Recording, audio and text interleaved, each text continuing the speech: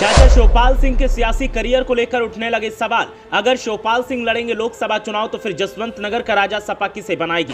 जसवंत नगर के राजा को लेकर चल रहे थे सवाल की अचानक एक नाम सुर्खियों में आया और जैसे ही नाम सामने आया तो सियासी बहस हो गई तेज। चाचा के कंधों पर है आजमगढ़ का किला बचाने की जिम्मेदारी। जसवंत नगर का कार्यभार संभालेगा अब ये नेता। नाम नया नहीं लेकिन जिम्मेदारी मिलने वाली है नई। देखिए कौन है वो नेता।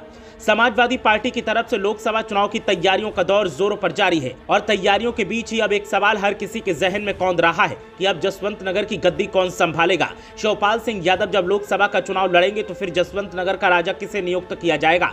सवाल दागा गया तो फिर सवाल के साथ ही सवाल के तौर पर एक नाम भी सामने आ गया और जब नाम सामने आया तो फिर एक सियासी बहस का दौर भी शुरू हो गया। ये बहस क्यों शुरू हुई तो इसकी कहानी आजमगढ़ से शुरू होती है।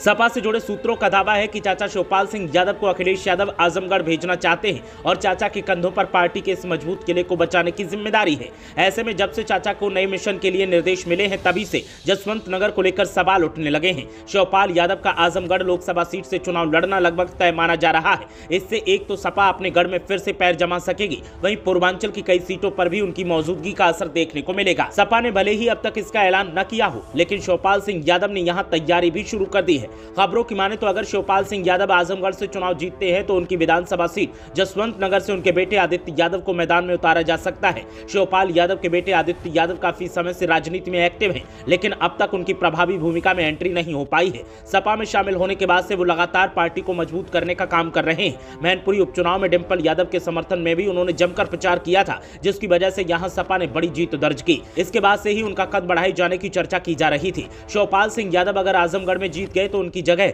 जसवंत नगर विधानसभा सीट खाली हो जाएगी। इस सीट पर आज भी शिवपाल सिंह यादव का वर्चस्व है। इस बात का अंदाजा इससे भी लगाया जा सकता है कि जब शिवपाल सिंह ने सपा से अलग होकर प्रसपा बनाई थी तब भी उन्हें इस सीट पर जीत हासिल हुई थी। ऐसे में आदित्य के लिए ये एकदम सेफ सीट साबित हो सकती है और आदित्य के सियासी करियर में गियर लगाने के लिए उन्हें जसवंत नगर का राजा बनाया जा सकता है। पार्टी की तरफ से जब से ये संकेत मिले हैं तब से यहाँ पार्टी के तमाम कार्यकर्ताओं में आदित्य यादव दिखते हैं और साथ ही तमाम कार्यक्रमों में भी वो शिरकत करते हैं। तो पार्टी के नेता भी अभी से आदित्य को लेकर मोर्चेबंदी में लगे हैं कि अगर उन्हें मैदान में उतारा जाए तो उनके नाम पर जमकर वोट भी मांगा जाए और चाचा की छवि को बनाया जाए। अब देखना यह है कि अगर ऐसा होता है तो फिर जनता क्या फैसला लेती है। ब्यूरो रिपोर्ट, मीडिया हलचल।